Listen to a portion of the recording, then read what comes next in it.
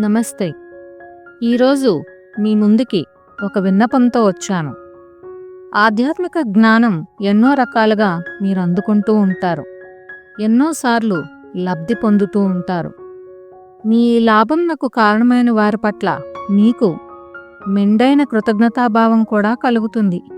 ఎలా ఎక్స్‌ప్రెస్ చెయ్యాలి ఈ జ్ఞానదాతకి అనే తలంపు కూడా వస్తూ ఉంటుంది. ఈ మాయాభూమిలో సమాచారం అందరికీ చేరవేసే మాధ్యమాలను కొన్ని విచిత్రమైన కండిషన్స్తో తయారు చేసింది. వీటిలో ఇప్పుడు యూట్యూబ్ వీడియోల గురించి మాట్లాడుకుందాం.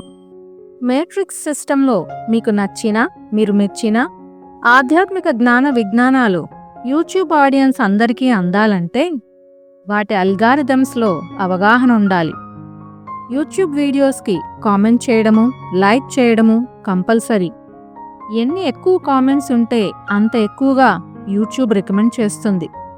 మీరు ఏ వీడియోల ద్వారా అయితే లబ్ధి పొందారో వాటికి కామెంట్స్ పెట్టండి.